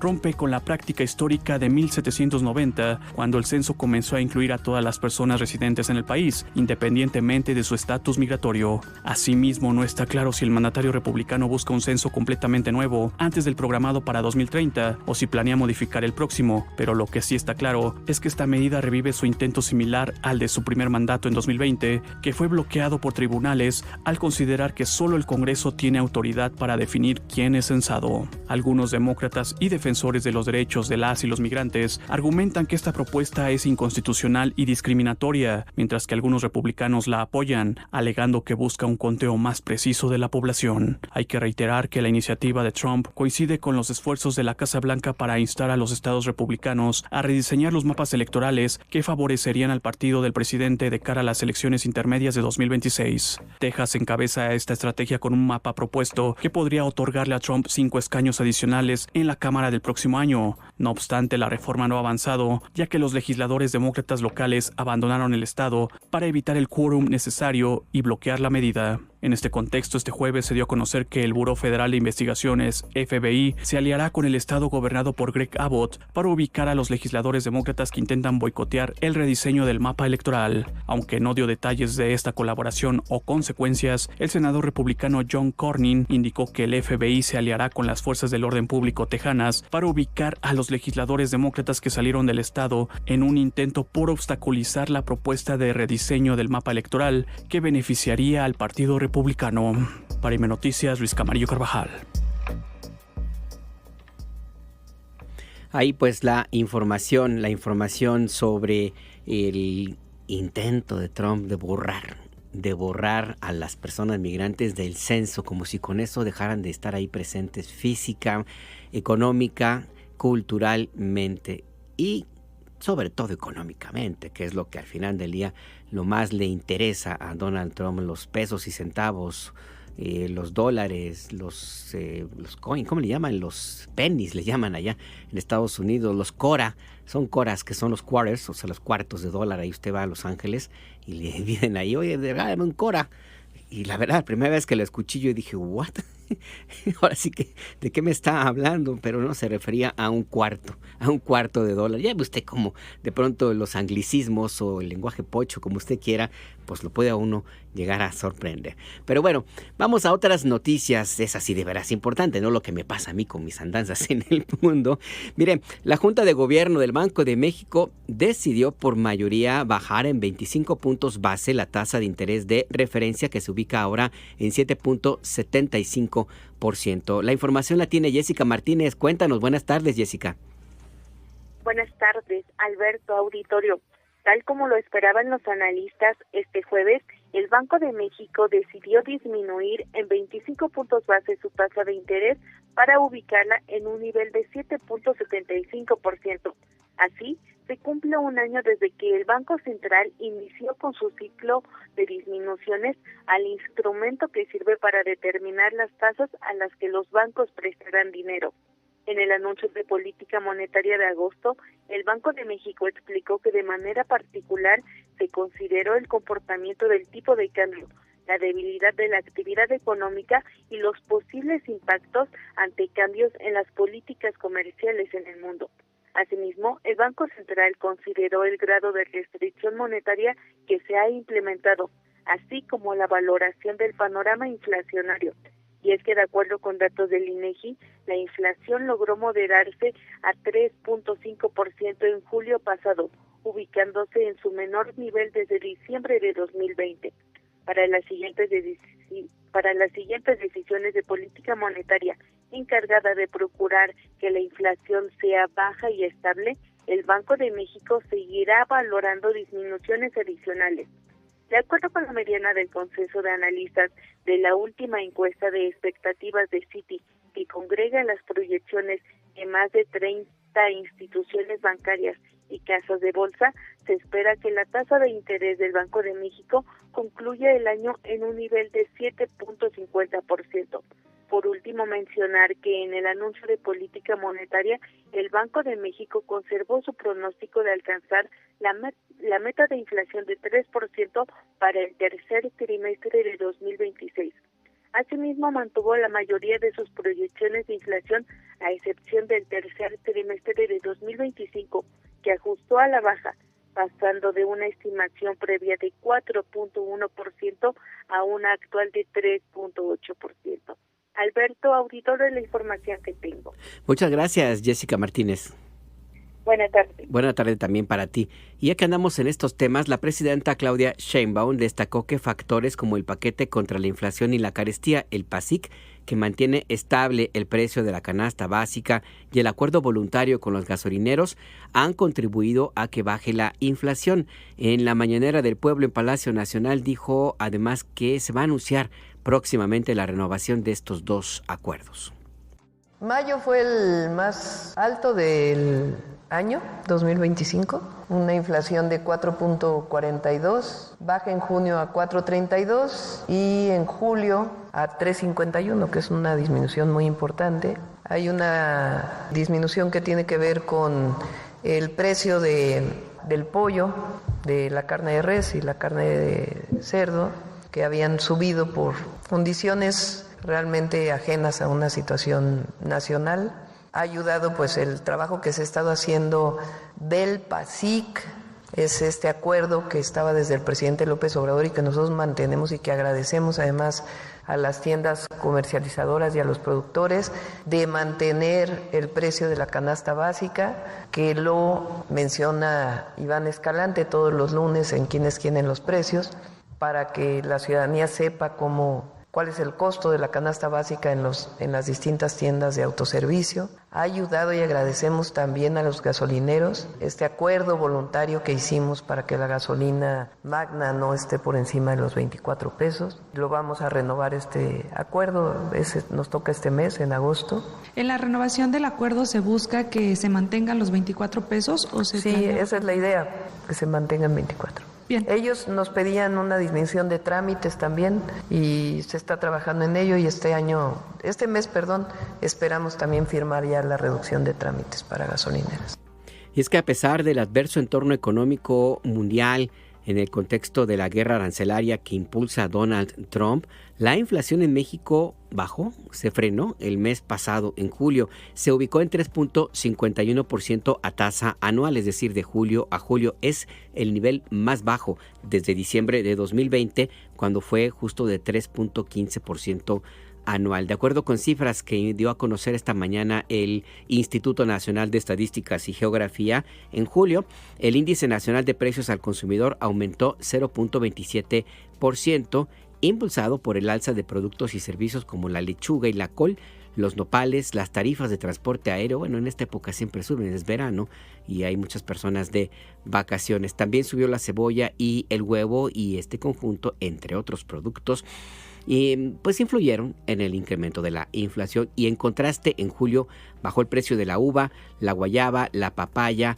y el limón, y me atrevo a decir también de las cerezas, que están ahora de temporada. Hay que aprovechar porque luego se van y sí tarda un ratito en que regresen.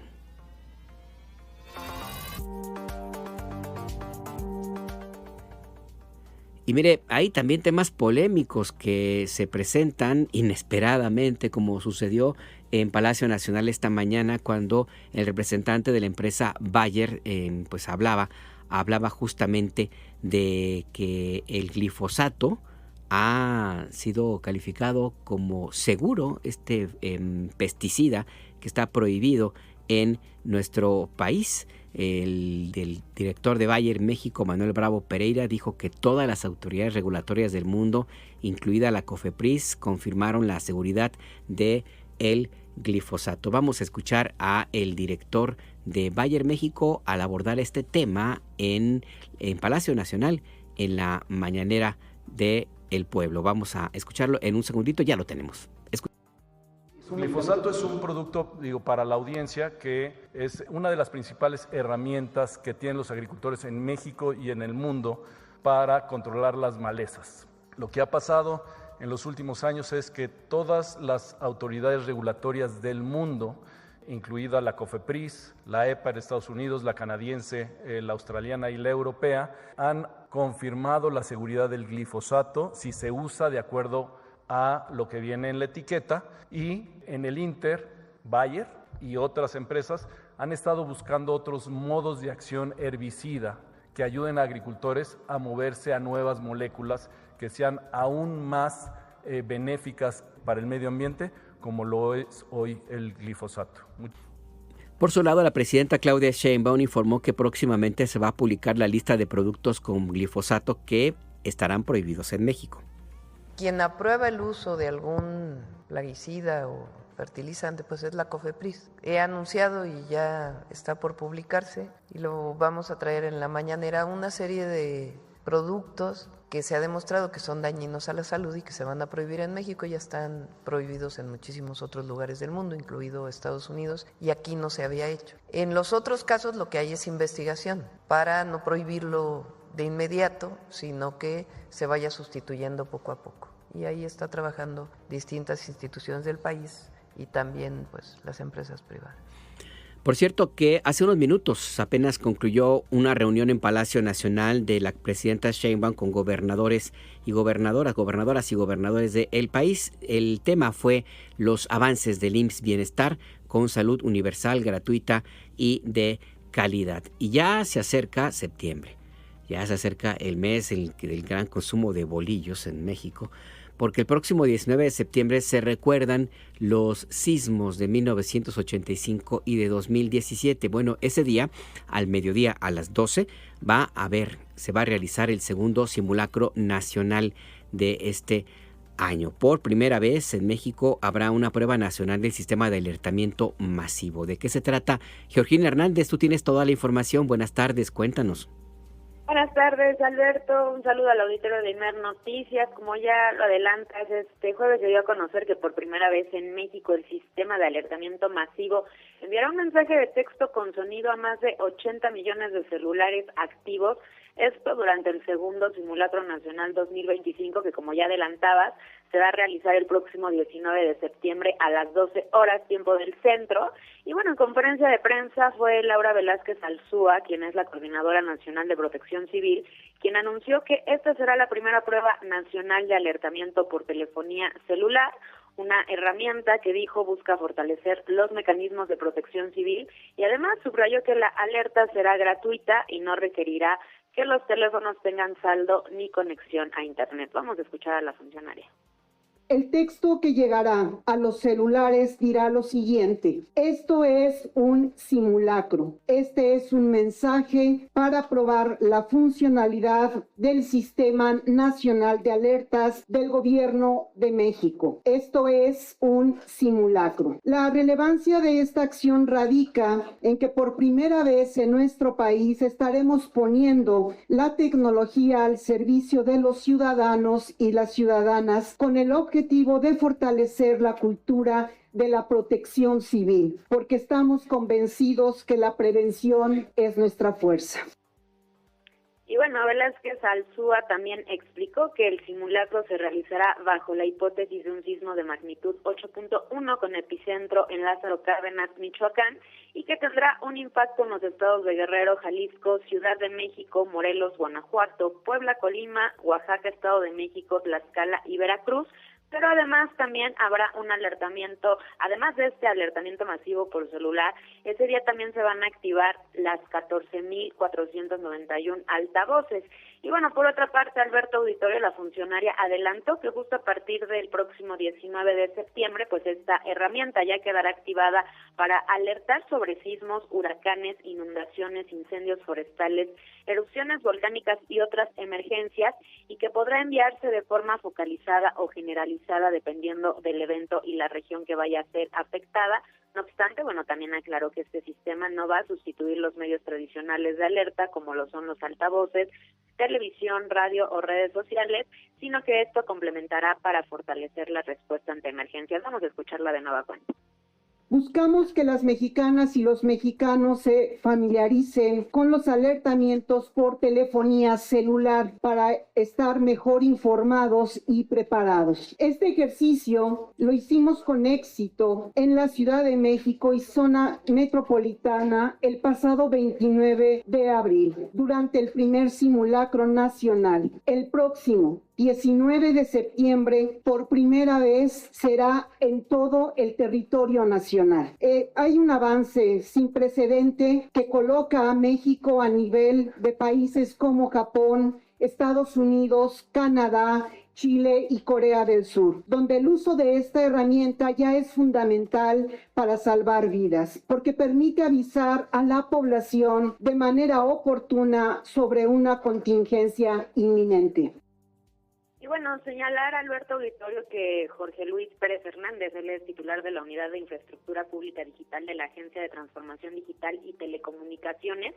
Bueno, él explicó que las 3 grandes compañías telefónicas del país ya están conectadas a este sistema de alertamiento masivo, por lo que el proceso consiste en que el gobierno envía a los operadores el mensaje y estos a su vez, a través de sus antenas, son los que van a distribuir a los dispositivos móviles.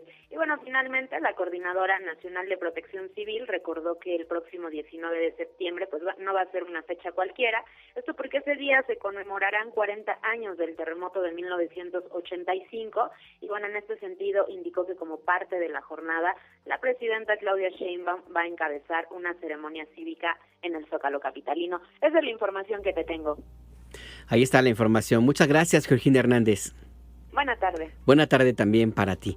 La información sobre el próximo simulacro nacional, el segundo de este año, 19 de septiembre a las 12 del día. Y miren, el presidente Donald Trump, vamos de México hacia Estados Unidos, porque así es la información, el presidente Trump firmó hace un ratito una orden ejecutiva para supervisar y coordinar las subvenciones, el dinero, los subsidios de las agencias estadounidenses. Trump dijo que la orden tiene el objetivo de garantizar el buen uso, el uso debido de los fondos públicos y evitar lo que llama el despilfarro en iniciativas que, según él, no son para el interés de los estadounidenses. Dice que en administraciones anteriores los gobiernos emplearon los recursos públicos en programas antirraciales y programas de educación sexual o transgénero, lo que consideró, dice Donald Trump, propaganda de ideologías absurdas y perjudica los intereses de los contribuyentes. No cabe duda, este compañero va hacia atrás, está encaminando a Estados Unidos a la edad media, o por lo menos yo creo que la edad media sería muy bueno al lugar a donde los quiere llevar Estados Unidos, que llevar al siglo XIX, cuando la violencia en contra de las minorías era la norma. Bueno, esta orden ejecutiva que acaba de firmar hace un rato establece que cada titular de las agencias estadounidenses del gobierno van a designar a alguien de alto rango que revise que los fondos sean coherentes con las prioridades de las agencias y el interés nacional, es decir, el interés de Trump y su grupo de supremacistas, y no garantizará ningún nivel particular de revisión o consideración. Habrá, dice Trump, una coordinación interinstitucional para reconocer los temas y evitar lo que llama redundancia. No está claro a qué se refiere con eso, pero por lo pronto también anuncia un mecanismo para la rendición de cuentas de los funcionarios responsables de otorgar estos subsidios. Los subsidios, las adjudicaciones, no se podrán usar para financiar, promover o subsidiar preferencias raciales, diversidad sexual en materia de género no binario o la idea de que el sexo es una característica elegida, tampoco para apoyar a personas migrantes en situación irregular o lo que llama valores antiamericanos, que en el diccionario de Donald Trump puede ser cualquier cosa que no esté de acuerdo con este personaje. Así pues, ahí está pues lo que ha firmado Donald Trump hace unos minutos. Y por cierto que confirmó Trump también como nominado a gobernador de la Reserva Federal a Stephen Mnuchin, quien es el actual presidente del Consejo de Asesores Económicos. De ser ratificado por el Senado, va a sustituir a la gobernadora de la Fed, Adriana Kugler, quien anunció su renuncia anticipada el pasado 1 de agosto. Donald Trump dijo que Mnuchin permanecerá en el puesto hasta el próximo 31 de enero de 2026, mientras sigue buscando un reemplazo permanente de Kugler. Ahí pues lo que ha mencionado el presidente Donald Trump. Y vamos con otro tema internacional muy, muy doloroso. Se refiere a lo que ocurre en Gaza. Benjamin Netanyahu, el primer ministro de Israel, afirmó este jueves que su país, su gobierno, pretende extender las operaciones en Gaza, pero que no tiene intenciones de anexarse el territorio o gobernarlo de manera indefinida. Habló con la cadena conservadora Fox News. Netanyahu anticipó que Israel quiere controlar el enclave hasta que pueda transferir el control a un organismo o grupo transicional. Escuchemos. Tenemos la intención de hacerlo para asegurar nuestra seguridad, eliminar a Hamás allí, permitir que la población de Gaza esté libre y que pase a una gobernanza civil. Eso no es Hamás, ni nadie que defienda la destrucción de Israel. Eso es lo que queremos hacer. Queremos liberarnos a nosotros mismos y liberar al pueblo de Gaza del terrible terror de Hamás. Por su parte, la Oficina para la Coordinación de Asuntos Humanitarios dijo este jueves que el hambre y la malnutrición, especialmente en los niños, aumenta en Gaza. Esta oficina señala que tan solo en julio casi 12,000 niños y niñas de 5 a 59 meses se identificaron como con desnutrición aguda, de 136,000 que fueron examinados. 2,500 sufren de desnutrición aguda severa, que es el tipo más peligroso que pone en serio riesgo su vida, y 40 fueron hospitalizados en centros de estabilización. Farhan Haq, quien es vocero del secretario general de Naciones Unidas, Antonio Guterres, dijo que las limitaciones de acceso humanitario se suman a la crisis de desnutrición en Gaza. En julio, nuestros socios solo pudieron alcanzar el 3%, o 8,700 de los 290,000 niños menores de 5 años que requieren alimentación y suplementos de micronutrientes. Esto se debe a la grave escasez de suplementos nutricionales a base de lípidos que ingresan a Gaza. Y vamos a regresar a nuestro país, concretamente a Ciudad de México, porque arrancó el Foro Nacional de Energía 2025, que busca analizar las oportunidades que se presentan en el país ante la nueva reforma energética en México. ¿De qué se trata? Luz Cecilia Andrade, cuéntanos, buenas tardes. Muy buenas tardes, Alberto. Te comento que durante el Foro de Energía, representantes de la Administración Federal, el Senado y la industria advirtieron a través de mesas de diálogo que ahora que el Legislativo abrió la puerta a una nueva realidad con la reforma energética y sus 11 leyes secundarias, habrá un cambio legal, constitucional y de implementación de este sistema. La senadora Laura Itzel Castillo Jiménez, presidenta de la Comisión de Energía del Senado, resaltó la importancia del recién anunciado Plan Estratégico 2025-2030 para Pemex.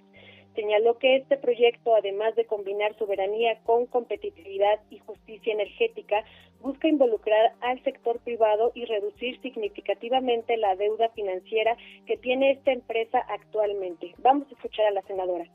Financieramente se buscará seguir reduciendo el saldo de la deuda financiera, porque quiero señalar que la deuda creció en los sexenios de Felipe Calderón y Enrique Peña Nieto en un 100%, a pesar de que endeudaron, pues no invirtieron para el desarrollo del país. Por tanto, es necesario reconocer que durante la administración del presidente Andrés Manuel López Obrador hubo una reducción de la deuda del 25% y se considera seguir reduciendo este saldo en alrededor del 25%, lo que resultará, pues desde luego, exitoso, que está lo que es el pago del derecho petrolero para el bienestar.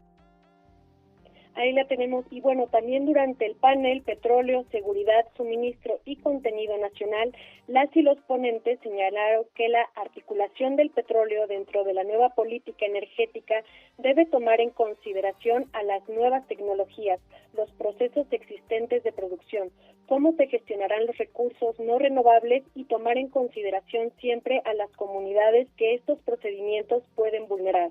Por su parte, Julio Ángeles Jiménez, secretario de Energía de Tamaulipas, señaló que todas las entidades federativas y empresas privadas se deben hacer presentes en la discusión de la política energética, dado que viven, padecen o se benefician de los proyectos que se desprenden de ella. Escuchemos lo que comentó. Las entidades federativas nos tenemos que hacer cada vez más presentes en la discusión nacional en materia de la política energética, simplemente porque vivimos o padecemos o nos beneficiamos directamente de los proyectos energéticos. De ahí que la invitación al intercambio de estas ideas pasa necesariamente por tomar en cuenta lo que está pasando en los territorios para facilitar, para acrecentar, para multiplicar y desarrollar los efectos que los proyectos puedan tener en beneficio de las entidades federativas y las comunidades donde se desarrollan. Por último, Alberto, el foro concluyó con la intervención del director general de Petróleos Mexicanos, el doctor Víctor Rodríguez Padilla, quien reafirmó el compromiso de la empresa por el desarrollo sostenible y que cada mexicana y mexicano tenga asegurado el acceso a energía para tener una vida digna con un menor impacto ambiental. Es la información hasta el momento, Alberto. Muchas gracias, Luz Cecilia Andrade. Gracias a ti, buen día. Buen día también para ti. Y por cierto, hubo una manifestación, bueno, más bien hay una manifestación. La Coordinadora Nacional de Usuarios en Resistencia, pues están afuera de la Secretaría de Energía, en la glorieta de Insurgentes de Ciudad de México, cerca del centro de la capital, también unas cuadras de Paseo de la Reforma. ¿Qué es lo que piden? Víctor Raúl Ramírez, cuéntanos, buenas tardes.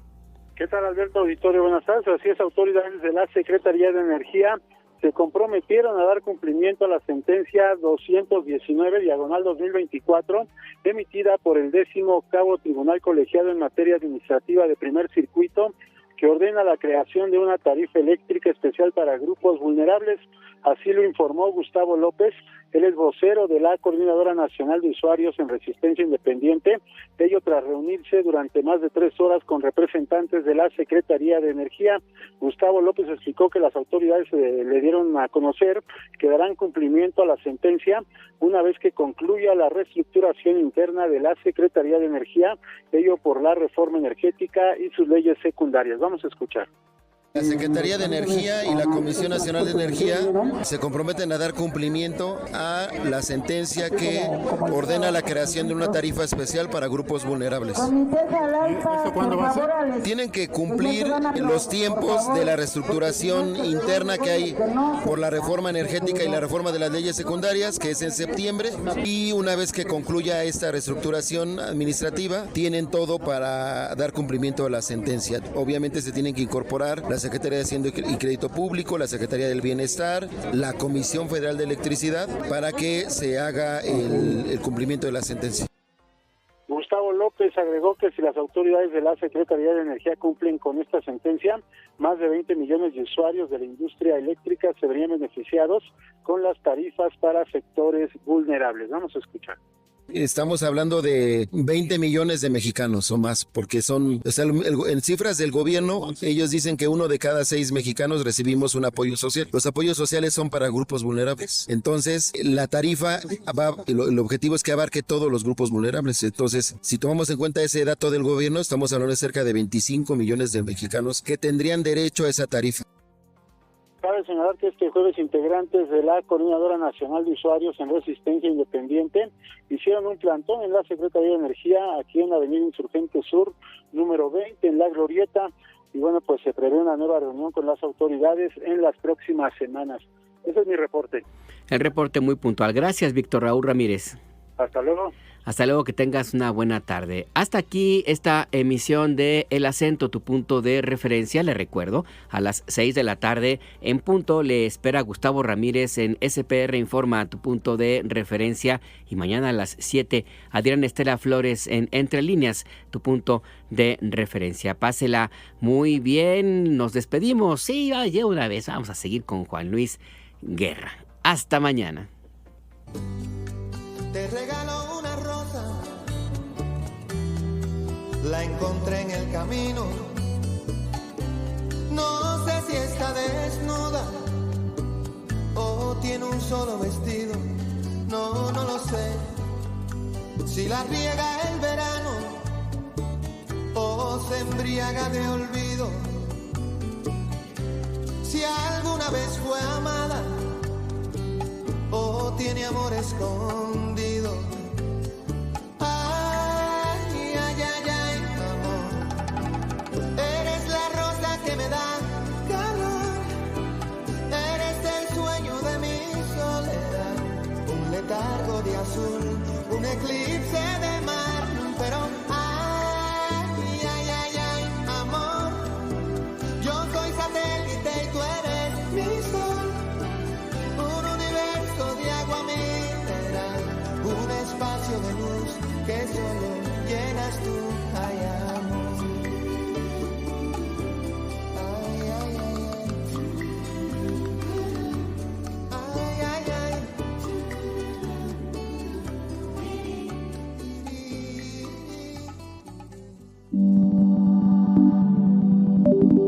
Imer Noticias presentó El Acento, con Alberto Nájar. Tu punto de referencia. Las opiniones aquí expresadas son responsabilidad de sus autores y no representan la posición editorial de Imer Noticias.